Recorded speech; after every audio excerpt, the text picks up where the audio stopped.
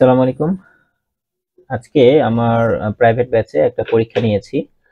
সেটা পরীক্ষাটা ছিল ডিসি সার্কিটের উপরে, অর্থাৎ ডিসি সার্কিটের সম্পূর্ণ সিলেবাস, কোনো কিছু বাদ দেই নাই। একদম সিরিজ প্যারালাল সার্কিট থেকে শুরু করে বাতি related math, voltmeter ammeter related math, total resistance নির্ণয়, এরপরে আমাদের ওয়াটমিটার রিলেটেড ম্যাথ, তারপরে আমাদের যে থিওরেমগুলো রয়েছে সেগুলো এবং প্লাস ডিপেন্ডেন্স সবগুলো। তো পরীক্ষার কোশ্চেন তো আমি অলরেডি দিয়ে দিয়েছি। এখন সেই পরীক্ষারই আমি সমাধান করব, অর্থাৎ এটা একটা সলিউশন ক্লাস।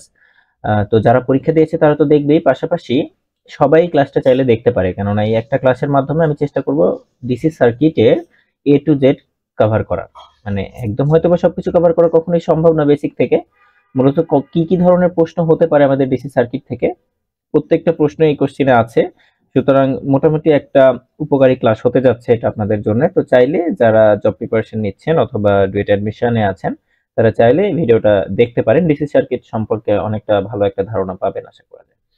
তো চলেন আমরা শুরু করি। আমরা প্রথমেই যে অঙ্কটা দেখতে পাচ্ছি এখানে, আমাদের এই অঙ্কে কি বলছে যে determine V0 and I in the circuit shown in figure। তার মানে এই যে I এর মান বের করতে বলেছে এবং V0 এর মানটা বের করতে বলছে। তো আমরা কি করব, আমরা জাস্ট এই লুপটাতে একটা KVL অ্যাপ্লাই করে দেব। ঠিক আছে, আমাদের যে লুপটা আছে এই লুপটাতে জাস্ট একটা KVL অ্যাপ্লাই করে দেব আমরা এই লুপটাতে।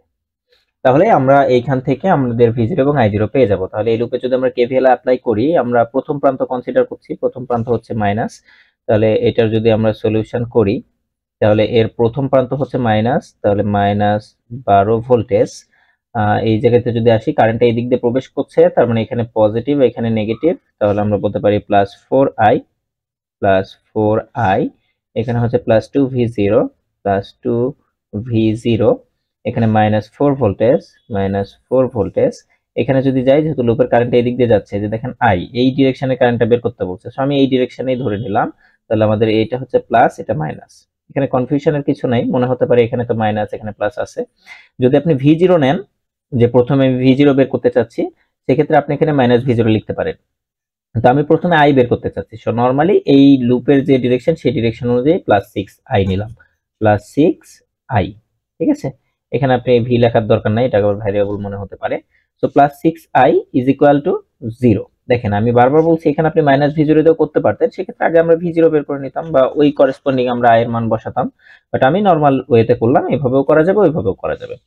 তাহলে এখন এইখান থেকে আমরা যদি সলিউশন করি, এখানে কি -12 প্লাস হচ্ছে 4i +2v0। দেখেন এখন আমার এখানে আননোন কয়টা, একটা i আর একটা v0। আমি তো একটা সমীকরণ থেকে দুইটা আননোন বের করতে পারবো না, তাহলে আমাকে v0টাকে আমি i এ কনভার্ট করে নিলাম। এটা হচ্ছে আমাদের v0 ভোল্টেজ। তাহলে v0 মানে কি 6 ওহমের ভোল্টেজ, তাহলে 6 ওহমের ভোল্টেজ কি 6 ইনটু i ইনটু r, তাই না, 6 ইনটু i। কিন্তু দেখেন v0 ডিরেকশনটা চেঞ্জ করে দেওয়া আছে। নরমালি যদি আমি এই কারেন্ট অনুযায়ী বের করি যে 6i, তাহলে সেটা এই ডিরেকশনে পাওয়া যাবে, এই পাশে প্লাস এই পাশে মাইনাস। কিন্তু এখানে এই পাশে পজিটিভ এই পাশে নেগেটিভ দেওয়া আছে, তার মানে আমরা এখান থেকে বলতে পারি v0 সমান হচ্ছে -6i। ঠিক আছে, যদি না বুঝেন তাহলে এখানে যে দুইটা পয়েন্ট বের করবেন, বের করে এই লুপে কেভিএল অ্যাপ্লাই করে CI V0 = 6i বের করবেন। তাহলে V0 এর মানটা এখানে বসান, যে +2 ইনটু V0 মানে হচ্ছে -6i, এই হচ্ছে -4 plus 6i is equal two 0। তাহলে এখানে এটা যদি আমরা সমাধান করি কি আসবে, দেখেন আমাদের i কয়টা আসবে, এইখানে 6 × 12 -12i প্লাস হচ্ছে 4i প্লাস হচ্ছে 6i। তাহলে 6 আর 4 10 এবং -12 is equal two -2i, -2i। এবং এই পাশে -4, এখানে হচ্ছে -12, এই দুইটা যদি ওই পাশে চলে যায় তাহলে হবে 16। অর্থাৎ আমরা এখান থেকে বলতে পারি যে i is equal to 16 divided by -2, অর্থাৎ এখান থেকে আমরা পাবো 8 অ্যাম্পিয়ার। ঠিক আছে, -8 অ্যাম্পিয়ার। এটা কিন্তু একটা অ্যান্সার, যেটা আমাদের অঙ্কে চেয়েছে যে i এর মান বের করো, এটা একটা অ্যান্সার। এখন i এর মান পেলাম, আমরা এখন V0 এর মানটা বের করে ফেলবো, খুব ইজি। যে এখানে V0 এর মান কি হবে, -6 ইনটু i এর মান কত, -8। তাহলে -6 ইনটু -8, এটা যদি আমরা ক্যালকুলেশন করি, তাহলে এখান থেকে আমরা পেয়ে যাব -48 ভোল্টেজ। মাইনাসে মাইনাসে প্লাস, তার মানে +48 ভোল্টেজ। তাহলে এইটা একটা অ্যান্সার। সো আমরা একটা অ্যান্সার পেলাম হচ্ছে -8 অ্যাম্পিয়ার, আর একটা অ্যান্সার পাচ্ছি হচ্ছে +48 ভোল্টেজ। আশা করি সবাই অঙ্কটি বুঝতে পেরেছি। তাহলে আমরা পরের অঙ্কে চলে যাব। আমাদের পরের অঙ্কে কি বলছে, আমাদের পরের অঙ্কটাতে বলছে যে from the circuit below find out the voltage V1 V2 V3 and V4। এই কয়েকটা ভোল্টেজ আমাদেরকে বের করতে বলছে। তো এখন এই ভোল্টেজ গুলো আমরা কিভাবে বের করতে পারি দেখেন, যে এই যে V1 এটা আমাদের আননোন, এটা বের করতে বলছে। একইভাবে এটা V2, এরপরে এটা হচ্ছে আমাদের V3 এবং এটা হচ্ছে আমাদের V4 বের করতে বলছে। এখন এই অঙ্কগুলো কিভাবে করা লাগবে দেখেন, কোনো রেজিস্টরের মান নেই, কিছু নাই, আমরা জাস্ট কেভিএল অ্যাপ্লাই করব, অঙ্ক হয়ে যাবে। এন্ড প্রথমেই যে V1 বের করতে হবে এর কোনো মানে নেই, কারণ প্রথমে আপনি যদি এই লুপে অ্যাপ্লাই করে V1 বের করতে চান, দেখবেন V1 ও আননোন, V3 ও আননোন, তার মানে আপনি এখান থেকে বের করতে পারবেন না। তাহলে আগে দেখতে হবে কোন লুপটাতে আমার একটা আননোন আছে। দেখেন এই লুপে যদি আমি অ্যাপ্লাই করি, এই লুপটাতে দেখেন একটা আননোন, সেটা কি, যে V4। তাহলে এখানে কেভিএল অ্যাপ্লাই করেন, যে মাইনাস V4, এখানে আসে প্রথম প্রান্ত কি প্লাস, প্লাস 2 ভোল্টেজ, এইটাতে প্রথম প্রান্ত কি plus 5 voltage, 5 voltage is equal two 0। তার মানে এখান থেকে আমরা বলতে পারি যে V4 is equal to 7 voltage. Okay, এটা একটা অ্যান্সার। এরপরে এইটা যেহেতু পেয়ে গেলাম আমরা, V4 যেহেতু পেলাম, তাহলে এখন আমি চাইলে এই লুপটা থেকে কেভিএল অ্যাপ্লাই করতে পারি। যে V4 পাইছি, এখান থেকে 4 ভোল্টেজ দেওয়া আছে, V3 পেয়ে যাব। তাহলে এই লুপটাতে কেভিএল অ্যাপ্লাই করলে কি হবে, যে প্লাস 4, এখানে কি প্লাস V3, প্লাস V3, এখানে plus V4, plus V4 is equal two 0। তাহলে এইখান থেকে দেখেন আমাদের V3 ইজ ইকুয়াল টু আসবে V4 মাইনাস V4 মাইনাস 4। তার মানে আমরা বলতে পারি মাইনাস V4 এর মান কত, 7। তার মানে মাইনাস 7 মাইনাস 4, অর্থাৎ আমরা পাচ্ছি মাইনাস 11 ভোল্টেজ। এইটা একটা অ্যান্সার। এরপর আমরা এই অ্যান্সারটা পেয়ে গেলাম। এবার আমরা যদি উপরের লুপটাতে কেভিএল অ্যাপ্লাই করি, তাহলে V1 পাবো, কারণ আমরা V3 অলরেডি বের করে ফেলছি। তাহলে উপরের লুপটাতে কেভিএল অ্যাপ্লাই করেন, তাহলে এখানে আসবে মাইনাস 3, এখানে হচ্ছে প্লাস V1, এখানে minus V3 is equal two 0। V3 এর মান তো অলরেডি বের করে ফেলছি, মাইনাস 11। তাহলে আমরা এখান থেকে বলতে পারি V1 is equal two V3 plus 3, অর্থাৎ V3 এর মান হচ্ছে মাইনাস 11, তাহলে মাইনাস 11 প্লাস 3, এটা সমান সমান আসবে আমাদের মাইনাস 8 ভোল্টেজ। এটাও একটা আমাদের অ্যান্সার। তাহলে এটাও পেয়ে গেলাম। তাহলে ফাইনাল লুপ, এই লুপে আমরা যদি কেভিএল অ্যাপ্লাই করি, V1 পেয়ে গেছি, আমরা V2 পেয়ে যাব। তাহলে এই লুপটাতে কেভিএল অ্যাপ্লাই করেন, প্রথম প্রান্ত হচ্ছে নেগেটিভ, তাহলে মাইনাস V1, পরের প্রথম প্রান্ত হচ্ছে নেগেটিভ মাইনাস V2, এখানেও প্রথম প্রান্ত নেগেটিভ, তাহলে 2 ভোল্টেজ ইজ ইকুয়াল টু 0। এখান থেকে V1 এর মান আমি অলরেডি পেয়ে গেছি, তার মানে আমি বলতে পারি minus V2 is equal two V1 ও এসে গেলে পজিটিভ, এটাও কি পজিটিভ। তাহলে minus V2 is equal two V1 এর মান আমরা কত পেয়েছি, মাইনাস 8। এই মাইনাস 8 ভোল্টেজটা এখানে বসিয়ে দেন, প্লাস হচ্ছে 2 ভোল্টেজ, ঠিক আছে। তার মানে আমাদের minus V2 is equal two আসতেছে মাইনাস 6 ভোল্টেজ, অর্থাৎ আমরা বলতে পারি যে V2 is equal two 6 voltage. এটা কিন্তু আমাদের অ্যান্সার, ঠিক আছে। V2 এর মান কত আসতেছে, 6 ভোল্টেজ।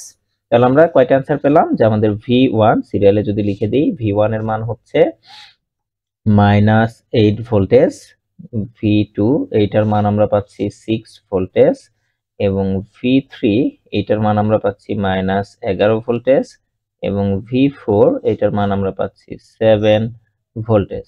পুরোটাই হচ্ছে আমাদের অ্যান্সার, ঠিক আছে। ওকে, আশা করি আমরা সবাই অঙ্কটি বুঝতে পেরেছি। আমরা তাহলে পরের অঙ্কে চলে যাব। আমাদের পরের অঙ্কে কি বলছে, আমাদের পরের অঙ্কটাতে বলছে যে for the networking figure find the current, voltage and power associated with 20 kilo ohm resistor. ঠিক আছে, এটা আমাদেরকে বের করতে বলছে। চলেন আমরা এটা একটু বের করে আসি। তাহলে এটা যদি আমরা এখন একটু বের করতে চাই, আমাদেরকে কি বলছে, এই যে 20 কিলো ওহমটা রয়েছে না, এই 20 কিলো ওহমের কারেন্ট, ভোল্টেজ এবং পাওয়ার বের করতে বলেছে। তো এটা যেহেতু একটা ডিপেন্ডেন্ট সোর্সের ম্যাথ, আমাদের সার্কিটটাও একটু অন্যরকম দেখে প্রথমে ভালো লাগতে পারে, বাট অঙ্কটা খুবই ইজি একটা ম্যাথ। আমরা জাস্ট এই ভোল্টেজ সোর্সটা কার উপরে ডিপেন্ডেন্ট, 0.01 V0, তাহলে আমাকে দেখতে হবে V0 কোথায়, এই যে এখানে হচ্ছে V0। তার মানে আগে আমাকে এই সার্কিট থেকে V0 বের করে নিতে হবে। এই সার্কিটের কারেন্ট কিন্তু এই সার্কিটে যাবে না, বা এই সার্কিটের কারেন্ট কিন্তু এই সার্কিটে আসবে না, কেননা শুধুমাত্র একটা পথ সংযুক্ত আছে। আরেকটা পথ যদি সংযুক্ত থাকতো তখন আমাদের কানেকশন থাকতো, যেহেতু শুধুমাত্র একটা পথ সংযুক্ত আছে, এইখান থেকে কারেন্ট বের হয়ে গেলেও আর আসার কোনো পথ নাই, তার মানে কারেন্ট আর এইদিকে যাবে না। তাহলে এটা জাস্ট একটা কি নরমাল সিরিজ সার্কিট, তাই না, এটা একটা সিরিজ সার্কিট। তাহলে V0 এর মান কি হবে, আমরা এখান থেকে বলতে পারি যে V0 ইজিক্যাল টু, যেহেতু এখানে পজিটিভ এখানে নেগেটিভে আছে আর কারেন্টটাও এদিক দিয়ে যাচ্ছে, তার মানে V0 ইজিক্যাল টু IR বলতে পারি। তাহলে 5 milliampere into 10 kilo ohm resistance, তাহলে 10 কিলো ওহম, যেহেতু মিলি অ্যাম্পিয়ার এবং কিলো ওহম আছে, এই দুইটা গুণ করলে ভোল্টেজ চলে আসবে, মানে আমরা পেলাম 50 ভোল্টেজ। V0 মান পেলাম, তাহলে এই কারেন্ট সোর্সের কারেন্ট পেয়ে যাব আমরা। এই কারেন্ট সোর্সের কারেন্টের আমি নাম দিলাম ধরেন I1। তাহলে এইখান থেকে আমরা I1 পেয়ে যাব, যে I1 সমান সমান আমরা বলতে পারি 0.01 V0, আর V0 এর মান হচ্ছে 50। তাহলে 50 ইজ ইকুয়াল টু আমরা এখান থেকে যেটা পাবো যে 0.01 ইন্টু 50, তাহলে হাফ, অর্থাৎ 0.5 ভোল্টেজ, 0.5 ভোল্টেজ। ওকে, তাহলে এটা পেলাম আমরা এই যে এই জায়গাটার কারেন্ট, সরি এখানে ভোল্টেজ লিখে ফেলছি, এটা হচ্ছে কারেন্ট এত অ্যাম্পিয়ার। ওকে, কারণ এটা কারেন্ট সোর্স, আমি এখানে যতই এটা ভোল্টেজ হোক, এই ভোল্টেজ জাস্ট একটা গেইন, যে 0.01 গুণন হবে এখানকার ভোল্টেজ, সেটা হবে এখানকার কারেন্ট, I1 হচ্ছে অ্যাম্পিয়ার। তাহলে এই I1 কারেন্টটা এখানে দেখেন দুই ভাগে ভাগ হচ্ছে, তাহলে এর মধ্যে এটা হচ্ছে আমাদের I20, এই I20 আমাকে বের করতে হবে। তাহলে কারেন্ট ডিভাইডার রুলস অ্যাপ্লাই করে দিতে পারি আমরা, যে আমাদের I20, অতএব আমরা এখান থেকে বলতে পারি যে I20, যে অতএব I20 ইজ ইকুয়াল টু আমাদের আগত কারেন্ট কত, 0.5 অ্যাম্পিয়ার, ইন্টু বিপরীত শাখার রেজিস্ট্যান্স কত, 5 কিলো ওহম, তাহলে 5 ডিভাইডেড বাই ওই শাখার রেজিস্ট্যান্স 20 প্লাস 5। সো আমরা এইটা যদি ক্যালকুলেশন করি, 0.5 ইন্টু 5 ডিভাইডেড বাই 25, আমাদের আসবে 0.1, তাহলে 0.1 অ্যাম্পিয়ার। ঠিক আছে, এটা অ্যাম্পিয়ার আসবে কেন, কারণ আমাদের এই কারেন্টটা ছিল অ্যাম্পিয়ারে, এবং এখানে যতই কিলো ওহম থাকুক না কেন, দেখেন উপরের কিলো ওহম, এখানে যদি একটা কিলো ওহম দেন আর এই দুইটা মিলে 25 কিলো ওহম, এই কিলো ওহম এবং কিলো ওহম কেটে যাবে, সুতরাং এটা না দিলেও চলে। ওকে, এখন মানে এটাকে কনভার্ট না করলেও চলে, ওহম 0.1 অ্যাম্পিয়ার, আপনি এটাকে কনভার্ট করলেও একই কারেন্ট আসবে। তাহলে এখন এটার কারেন্ট পেলাম, এটা আমাদের একটা অ্যান্সার, তাই না, এটা একটা অ্যান্সার। এরপরে আমাদেরকে বের করতে বলছে এটার ভোল্টেজ, তাহলে কারেন্ট যেহেতু পেয়েছি, এটার ভোল্টেজ ইজিলি আমরা পেয়ে যাব, যে V20 ইজ ইকুয়াল টু এটার কারেন্ট হচ্ছে 0.1 এবং এর রেজিস্ট্যান্স দেওয়া আছে হচ্ছে 20 kilo ohm. So kilo ohm যেহেতু দেওয়া আছে, এটাকে আমরা ওহমে কনভার্ট করে নিলাম 10 টু দি পাওয়ার 3, কারণ এখন ভোল্টেজ বের করছি, তাহলে তো আমাকে কনভার্ট করতে হবে। এটা সমান আসবে হচ্ছে 2000 ভোল্টেজ। ঠিক আছে, 2000 ভোল্টেজ বা অ্যাপ্রক্সিমেটলি এটা সমান আমরা কি বলতে পারি, 2 কিলো ভোল্ট। ওকে, এটা একটা অ্যান্সার। এরপর বলছে power associated with the 20 kilo ohm resistor, তাহলে আই পেয়েছি, আর আছে, আমরা তো পাওয়ার ইজিলি পেয়ে যেতে পারি, P20 is equal to I square R, just I square R, তার মানে আমাদের কারেন্ট হচ্ছে 0.1, এটার উপর স্কয়ার ইনটু রেজিস্ট্যান্স হচ্ছে 20 কিলো ওহম, তাহলে 20 ইনটু 10 টু দি পাওয়ার 3, এইটা যদি আপনি ক্যালকুলেশন করেন তাহলে আপনি পেয়ে যাবেন 200 ওয়াট। ওকে, তাহলে এই অঙ্কটা আশা করি সবাই বুঝতে পেরেছি। আমরা তাহলে এখন পরের অঙ্কে চলে যাচ্ছি। চলেন, আমাদের পরের অঙ্কে কি বলছে, আমাদের পরের অঙ্কটাতে বলছে যে find I0 in the circuit of figure using superposition. দেখেন আমাদের I0 কোথায় আছে, এই যে এখানকার কারেন্টটা হচ্ছে আমাদের I0 কারেন্ট, এই I0 কারেন্ট আমাকে বের করতে বলছে সুপারপজিশন থিওরেমের মাধ্যমে। এই অঙ্কটাই যদি আমরা সুপারপজিশন থিওরেম না দিয়ে জাস্ট মেশ অ্যানালাইসিসের মাধ্যমে করি, খুব ইজিলি হয়ে যাবে, কিন্তু আমাদেরকে উল্লেখ করে দিছে সুপারপজিশন মাধ্যমে করতে। নরমালি আমাদের পরীক্ষাগুলোতে এই সুপারপজিশনের ম্যাথ চাকরির পরীক্ষাগুলোতে দেয় না, বা কোনো প্রতিযোগিতামূলক পরীক্ষায় দিবে না ডিপেন্ডেন্ট সোর্সের। নরমাল সুপারপজিশনের ম্যাথ দিতে পারে, বা ডিপেন্ডেন্ট সোর্সের ম্যাথ খুব একটা দেয় না। এটার কারণ হচ্ছে এই অঙ্কগুলো অনেক বড় হয়, আমরা করতে গেলেই বুঝতে পারবো যে আমাদেরকে প্রত্যেকটা সোর্স আলাদাভাবে অ্যাক্টিভ করতে হবে, এবং এইটা যখন অ্যাক্টিভ করবো তখন এটা বাদ দিতে পারবো না, কারণ এটা ডিপেন্ডেন্ট সোর্স। নরমাল অঙ্কে আমরা কি করি, এই সোর্সটা যখন অ্যাক্টিভ করব তখন বাকি দুইটা ইনঅ্যাক্টিভ, বাট এইখানে শুধু একটা ইনঅ্যাক্টিভ করতে পারবো, আরেকটা থেকে যাবে। আবার এটা যখন অ্যাক্টিভ করব, একটা ইনঅ্যাক্টিভ হবে, আরেকটা থেকে যাবে। এই যে আরেকটা সোর্স থেকে যাচ্ছে, যার কারণে আবার আমাকে মেশ অ্যানালাইসিস অ্যাপ্লাই করতে হয়, অর্থাৎ যদিও বা সুপারপজিশন, বাট আমাকে দুইবার মেশ অ্যানালাইসিস অ্যাপ্লাই করতে হবে, যার কারণে অঙ্কটা বড় হয়ে যাবে। তো চলেন আমরা দেখি, আমরা সুপারপজিশনটা শিখে রাখি যে কিভাবে ডিপেন্ডেন্ট সোর্সে সুপারপজিশন থিওরেম অঙ্ক করতে হয়। তাহলে আমরা যেটা করব, যে আমাদের এইখানে I0 বের করতে বলছে, তাই না, আমাদের এইখানে I0 বের করতে বলছে। আমরা যেটা করব, প্রথমে 4 অ্যাম্পিয়ার সোর্সটাকে অ্যাক্টিভ করে নেব, যে when 4 অ্যাম্পিয়ার অ্যাক্টিভ, বা আমরা ধরতে পারি কনসিডারিং 4 অ্যাম্পিয়ার। এটা যখন অ্যাক্টিভ, তখন এটা কি হয়ে যাবে, শর্ট সার্কিট হয়ে যাবে। তাহলে এটার জন্য যদি আমি সার্কিট বিবেচনা করি, আমার সার্কিটটা কেমন হবে, এটা হবে আমাদের 4 অ্যাম্পিয়ার, এবং এই জায়গাতে 3 ওহম,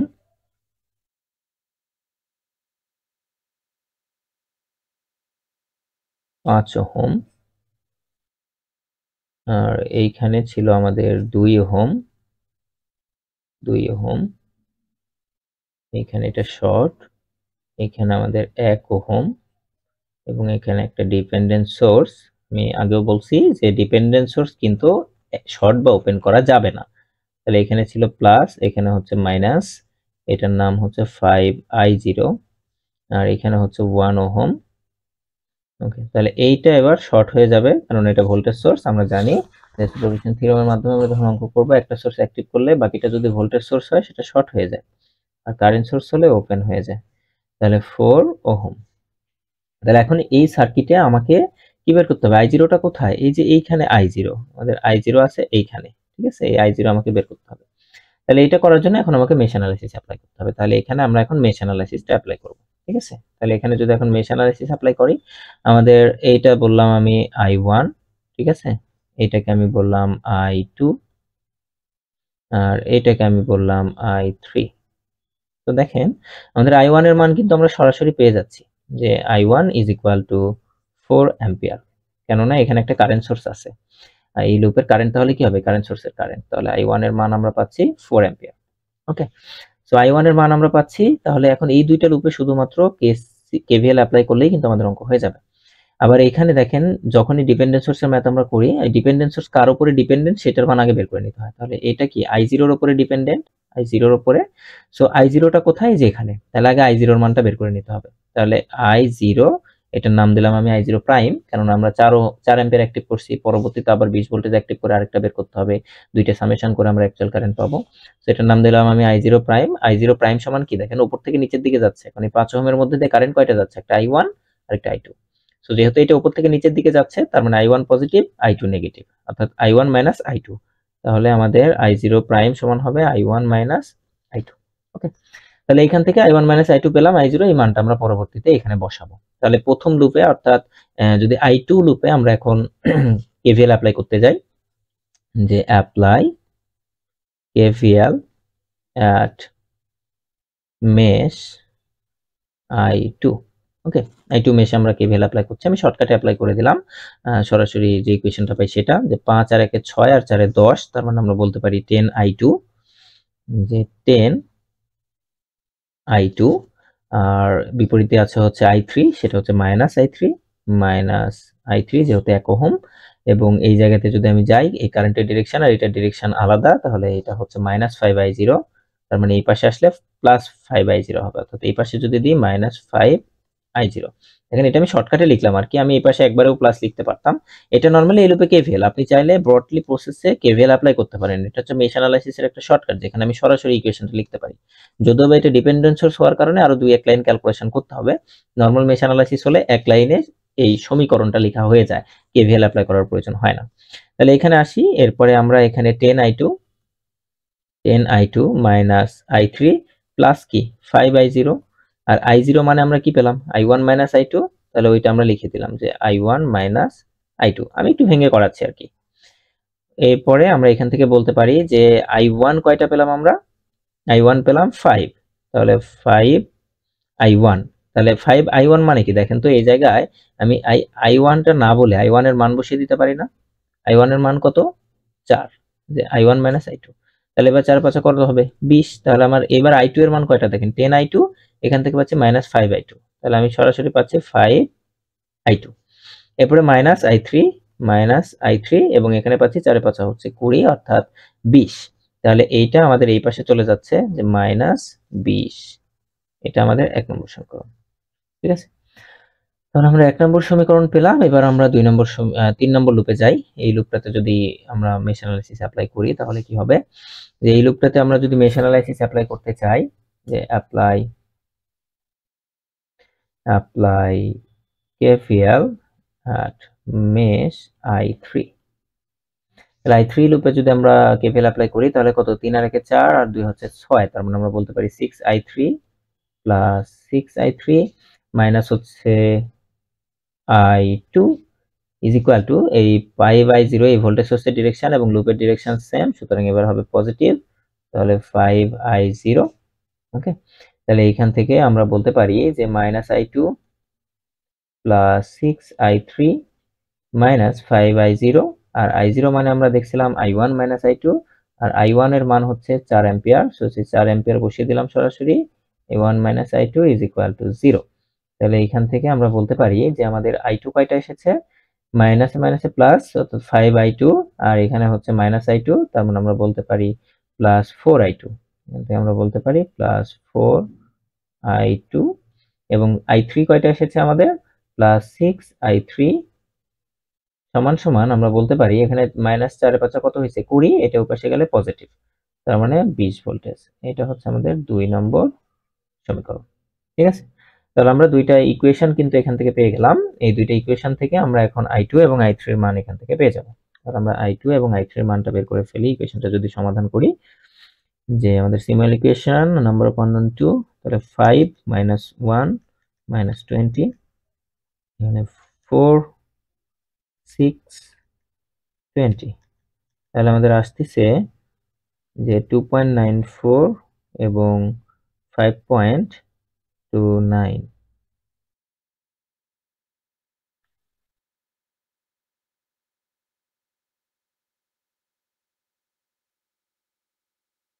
তাহলে চলেন আমরা এখন এই I2 এবং I3 লুপটাতে কেভিএল অ্যাপ্লাই করি। যে আমরা যদি বলি এখন অ্যাপ্লাই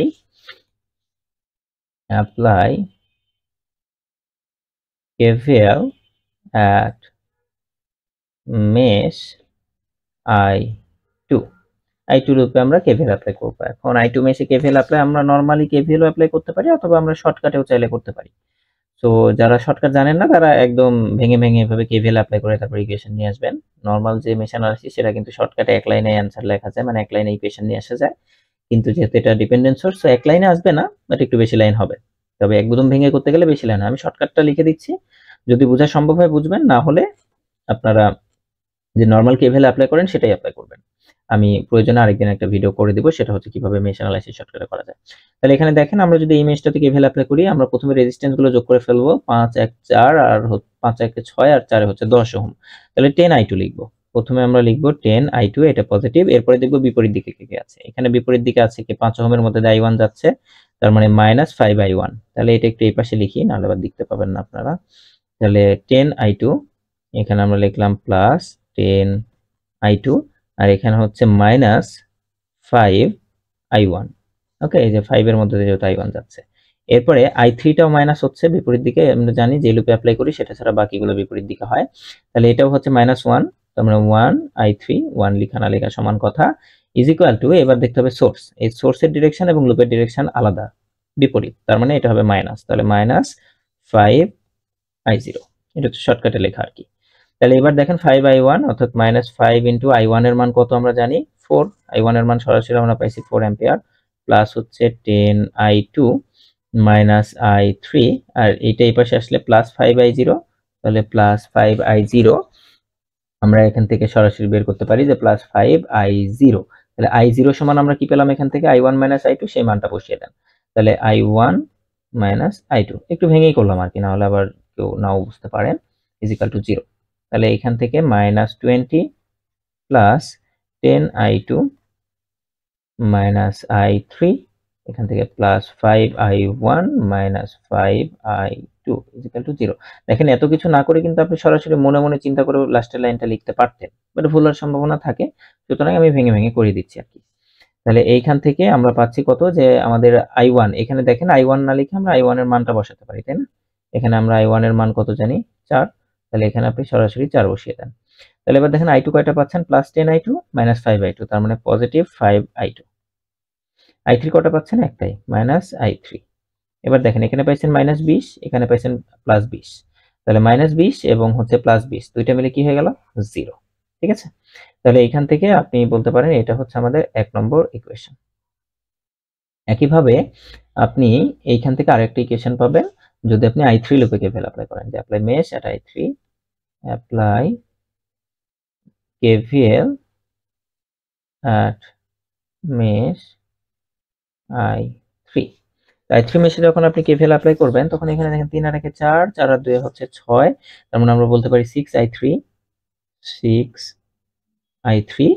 এবং এইখান থেকে আমরা বলতে পারি 6I3। তাহলে এবার বিপরীত দিকে আছে 3 ওহম, 3 ওহমের মধ্যে বিপরীত কারেন্ট যাচ্ছে I1, তাহলে -3i1 এবং এটা যাচ্ছে হচ্ছে 1 ওহমের মধ্যে দিয়ে বিপরীত দিকে i2, তাহলে -i2, এটা তো positive by default, plus is equal to এই যে ভোল্টেজ সোর্সটা আছে, এই ভোল্টেজ সোর্সের ডিরেকশন এটাও পজিটিভ ডিরেকশনের দিকে কারেন্ট বের হয়ে যাচ্ছে এবং লুপের ডিরেকশনটা সেম, সুতরাং আমরা বলতে পারি +5i0, তাহলে 5i0। তাহলে এটা যদি এখন আমরা সমাধান করি, এখান থেকে কি আসবে দেখেন, যে -3i1, i1 এর মান কত 4, তাহলে আমরা বলতে পারি -12 মাইনাস হচ্ছে i2 প্লাস হচ্ছে 6i3 এবং এখান থেকে 5i0, i0 মানে হচ্ছে এই পাশে আসলে -5i0 হবে, -5 ইন্টু i0, এই i0 মানে এখন আমরা কি বলতে পারি যে i1 i2, i1 মানে হচ্ছে 4, তাহলে 4 i2, ঠিক আছে, এটা সমান সমান আসতেছে 0। ওকে, এভাবে রেখে দেন। তাহলে এখান থেকে আমরা এখন বলতে পারি i2 কয়টা আসতেছে, এখানে দেখেন -i2, এখানে হচ্ছে +5i2, তাহলে আমরা বলতে পারি 4i2, i3 কয়টা, এই যে +6i3, 6i3, এখানে হচ্ছে -12, এখানে হচ্ছে -20, দুইটা ওই পাশে নিয়ে গেলে +32, এটা হচ্ছে আমাদের 2 নম্বর সমীকরণ।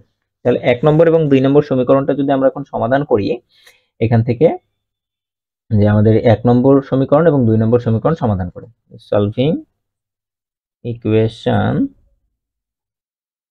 1 and 2, ঠিক আছে, 1 নম্বর এবং 2 নম্বর সমীকরণ সমাধান করলে আপনারা এখান থেকে i1 এবং i2 এর মান পাবেন। তাহলে এটা সমাধান করে ফেলেন, এটা যদি আমরা সমাধান করি 5 - 1 0 4 6 32, তাহলে আমরা এখান থেকে x এর মান পাচ্ছি 0.94, অর্থাৎ x মানে হচ্ছে i2 পাচ্ছি আমরা 0.94 এবং i3 এইটার মান পাচ্ছি আমরা 4.71 অ্যাম্পিয়ার। তাহলে এখন এই দুইটা তো আর আমার বের করার উদ্দেশ্য না, আমার বের করার উদ্দেশ্য ছিল হচ্ছে i0 প্রাইম। এই যে i0 প্রাইম সমান কি আছে, i1 i2, তাহলে i1 i2 করেন, i1 এর মান ছিল 4 আর এখান থেকে আমরা i2 পেলাম হচ্ছে 0.94, অতএব আমরা বলতে পারি যে i0 প্রাইম সমান হচ্ছে i1 i2, i1 ছিল 4 মাইনাস হচ্ছে i2 0.94, সমান আমরা বলতে পারি 3.06 অ্যাম্পিয়ার। এবং এটা কোন দিকে, নিচের দিকে, কারণ আমরা এই ডিরেকশনেই অঙ্কটা করেছি আর কি, এই ডিরেকশন ধরে, আর এই ডিরেকশন ধরে আমরা মান পেলাম হচ্ছে 3.06 অ্যাম্পিয়ার। তাহলে এইটা এখনো কিন্তু অঙ্ক শেষ হয়নি, কেবল একটা i0 পেলাম, কার জন্য, এই 4 অ্যাম্পিয়ার সোর্স অ্যাক্টিভ করার জন্য। এখন একইভাবে আমাদেরকে 20 ভোল্টের সোর্সটাকে অ্যাক্টিভ করতে হবে, এইটাকে অ্যাক্টিভ করে এর জন্য আবার সিমিলার ওয়েতে আমাকে i0 বের করতে হবে। তাহলে দেখেন এখন এই সোর্সটাকে যখন আমরা অ্যাক্টিভ করব, চিন্তা করেন যে এই সোর্সটাকে যদি আমি অ্যাক্টিভ করি, আমি এইটাকে যদি এইখানে আবার ড্র করি, দেখেন এটা যখন অ্যাক্টিভ করব তখন এটা কি হয়ে যাবে, ওপেন, আর এটা যেহেতু ওপেন হয়ে যাবে তার মানে সার্কিট হবে শুধুমাত্র এতটুকু। আমরা এই সার্কিট থেকে সরাসরি করে ফেলতে পারি, সার্কিটের একটা অঙ্কন না করে, যে এই সার্কিট যদি চিন্তা করি, ওকে আমরা একটা অঙ্কন করি যে এখানে আমাদের আরেকটা সার্কিট কি হবে। তাহলে আমাদের সার্কিটটা ছিল মূলত এই ধরনের, যে এইখানে একটা সোর্স, সার্কিটটা একবার দেখে আসি, 3 ওহম 2 ওহম এবং হচ্ছে 1 ওহম। ওকে, এটা হচ্ছে 3 ওহম, এটা হচ্ছে 2 ওহম এবং এটা হচ্ছে 1 ওহম, আর এখানে হচ্ছে একটা ডিপেন্ডেন্ট সোর্স,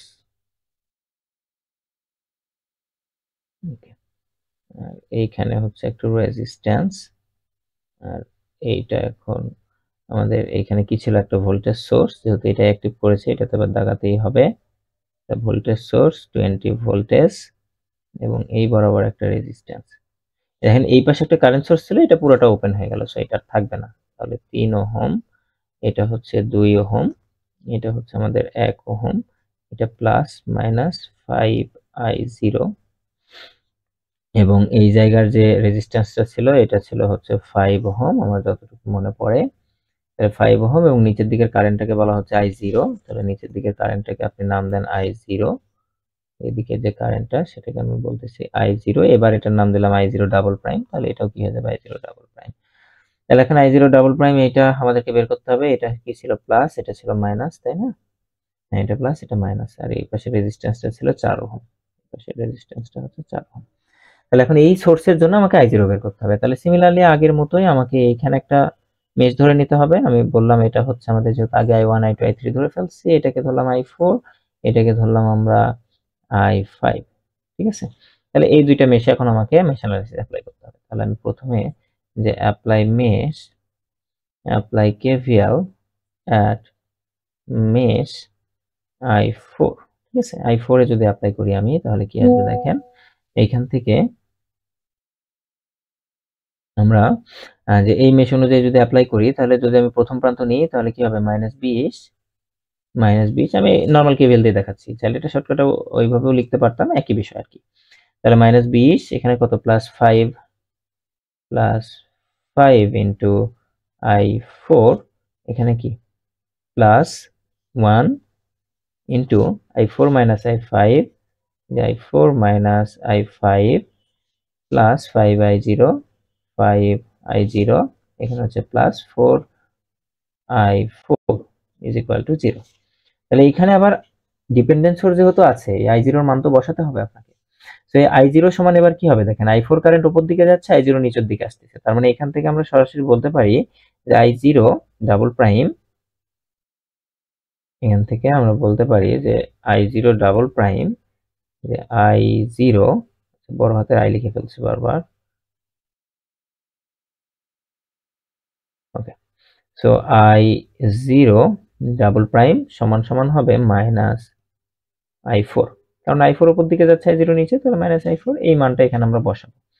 তাহলে এখানে দেখেন -20 plus 5I4 plus I4 minus I5 plus 5I0, I0 মানে কি -I4, তাহলে প্লাসে মাইনাসে কি হয়ে যাবে, মাইনাস হয়ে যাবে। তাহলে আমরা এবার সরাসরি এখানে কি দিয়ে দিলাম, মাইনাস দিয়ে দিলাম, -5 ইন্টু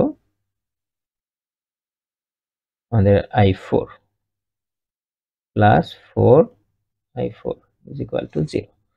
ওকে, তাহলে এবার দেখেন এখান থেকে আমাদের I4 কতগুলো আছে, এই যে 5I4, এখানে +4I4, তাহলে শুধুমাত্র -1I4, এখানে +I4, তাহলে এটা কেটে গেল, শুধুমাত্র +5I4 থাকলো, তাহলে 5I4।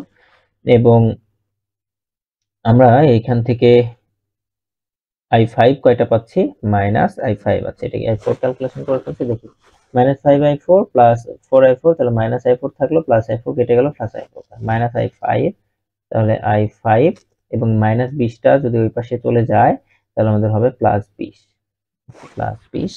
এটা হচ্ছে আমাদের কয় নম্বর সমীকরণ বলতে পারি এটাকে, 4 নম্বর সমীকরণ। একইভাবে আমরা উপরের লুপটাতেও আমরা কি করতে পারি, apply KVL at mesh I5। অঙ্কগুলো কেন দেয় না বললাম, সেটা হয়তো অলরেডি বুঝে গেছেন, যে অঙ্কগুলো আসলে অনেক বড় হয়, যার কারণে এই অঙ্কগুলো তো আর সম্ভাবনা খুবই কম, আমরা জাস্ট শিখে রাখার জন্য করছি। তাহলে এখানে apply KVL at mesh I5, আমরা যদি I5 এও মেশ অ্যানালিসিস অ্যাপ্লাই করি, আমি যদি একবারে লিখে ফেলি, তাহলে 3 এর আগে 4 আর 2 হচ্ছে 6, তার মানে এখানে হবে হচ্ছে 6I5 এবং এর বিপরীতে আছে হচ্ছে -I4, তাহলে -I4, আর এর সাথে আমাদের এইটা ডিরেকশন, লুপের ডিরেকশন সেম হয়ে গেছে, তাহলে 5I0, তাহলে I0 এর মান এবার আবার কি, -I4, এটা নরমালি I0 ডাবল প্রাইম, একই বিষয়, তাহলে -I4, এখানে পাচ্ছি আমরা -I4, এটা যদি এই পাশে আসে তা হবে -5I0, তাহলে -5 ইন্টু কি I0 ডাবল প্রাইম মানে হচ্ছে -I4 প্লাস হচ্ছে 6I5 ইজ ইকুয়াল টু 0। তাহলে এখান থেকে আমরা পাচ্ছি মাইনাসে মাইনাসে +5I4 -I4, তাহলে হচ্ছে +4I4 প্লাস হচ্ছে 6I5 ইজ ইকুয়াল টু 0। এটা আমাদের 5 নম্বর সমীকরণ। তাহলে 4 এবং 5 যদি সমাধান করি, আমরা এখান থেকে I4 এবং I5 পাবো। তাহলে 4 এবং 5 সমাধান করেন, 5 - 1 এবং 20, এটা হচ্ছে 4 6 0। তাহলে এখান থেকে আপনি পাচ্ছেন 3.53 x এর ভ্যালু, অর্থাৎ I4 এর ভ্যালু পাচ্ছি 3.529, তার মানে হচ্ছে 53 অ্যাম্পিয়ার, এবং আমাদের I5 এর মান পাচ্ছি -2.352 অ্যাম্পিয়ার, ঠিক আছে। তাহলে আপনি I4 এবং I5 পেয়েছেন, যেহেতু I4 এবং I5 পেয়ে গেছেন, তার মানে আমরা বলতে পারি I4 মানে কি, এই যে I0 ডাবল প্রাইম, তাহলে I0 ডাবল প্রাইম এর মান কি, I4 এর মান পেলাম 3.53, তার মানে I0 ডাবল প্রাইম আসতেছে -3.53 অ্যাম্পিয়ার। এটাও কিন্তু নিচের দিকে, কারণ আমি তো ওই ডিরেকশন ধরেই অঙ্কটা করলাম, আর ওই ডিরেকশনের কারেন্ট তো এটাই হবে -3.5। তাহলে এবার দেখেন আমি I0 পেয়েছি এবং I0 ডাবল প্রাইম পাইছি। তাহলে অতএব I0 সমান সমান আমরা বলতে পারি যে I0 prime plus I0 double prime. তাহলে I0 prime plus I0 double prime সমান সমান আমরা এখান থেকে করতে পারি I0 প্রাইমের মান আমরা কত পেয়েছিলাম, চলুন দেখে আসি। I0 প্রাইম পেয়েছিলাম 3.06। তাহলে এই হচ্ছে 3.06 আর প্লাস I0 মান -3.53, তাহলে প্লাসে মাইনাসে মাইনাস 3.53 অ্যাম্পিয়ার। এখান থেকে আমরা পাচ্ছি -0.47, 3.06 মাইনাস 3.53, 0.47 অ্যাম্পিয়ার। এটাই কিন্তু আমাদের সেই কাঙ্ক্ষিত অ্যান্সার। তো নর্মালি অঙ্কটা আমি কেন পরীক্ষা দিয়েছিলাম, কারণ হচ্ছে যে আগে অঙ্কটা করতে যাবে সে বাকি অঙ্কগুলো করার সময় পাবে না পরীক্ষায়। সো এটাও একটা পরীক্ষার অংশ, যে যদি দেখি যে কোনো অঙ্ক না একটু বেশি কঠিন বা বড় হচ্ছে, সেটাকে স্কিপ করে পরের অঙ্কগুলো করা উচিত। শেষে গিয়ে সময় পেলে সেটা করা উচিত। তো প্রথমেই যদি কেউ এই অঙ্ক করতে চায় তাহলে সে ভুল করার সম্ভাবনা থেকে যায়, পাশাপাশি অন্য অঙ্কগুলোতে হয়তো বা সময় না পাওয়ার সম্ভাবনা থেকে যায়। এই জন্যই দেওয়া, এটাও একটা পরীক্ষার অংশ। আশা করি অঙ্কটা বুঝতে পেরেছি। আমরা তাহলে এখন পরের অঙ্কে চলে যাব। আমাদের পরের অঙ্কে কি বলছে আমরা দেখি। আমাদের পরের অঙ্কটাতে বলছে যে use source transformation to find V0 in the circuit. আমাদেরকে এই V0টা বের করতে বলছে সোর্স ট্রান্সফরমেশনের মাধ্যমে, আমরা অন্যভাবে করলে কিন্তু হবে না। তাহলে সোর্স ট্রান্সফরমেশন করি। আমরা যদি এইখান থেকে প্রথম সার্কিটটা ড্র করার চেষ্টা করি, যে এইটার প্রথম সার্কিটটা কি হবে, এই যে এতটুকু মিলে, এই যে এখানে আমাদের 4 ওহম এবং 3 অ্যাম্পিয়ার, এই দুইটা মিলে একটা ভোল্টেজ সোর্স আমরা কনভার্ট করতে পারি। আবার এই 12 ভোল্টেজ এবং 3 ওহম এই দুইটা মিলে একটা কারেন্ট সোর্সে কনভার্ট করতে পারি। যেহেতু এই 3 ওহমকে এর অভ্যন্তরীণ রেজিস্ট্যান্স বলতে পারি, এই 4 ওহমকে এই 3 অ্যাম্পিয়ারের অভ্যন্তরীণ রেজিস্ট্যান্স বলতে পারি। আমরা এটাকে যদি ভোল্টেজ সোর্সে কনভার্ট করি, আমরা কিভাবে কনভার্ট করি, যে V = IR, তাই না? তাহলে আমাদের কারেন্টের মান কত, 3, এবং রেজিস্টরের মান কত, 4, অর্থাৎ হচ্ছে 12 ভোল্টেজ।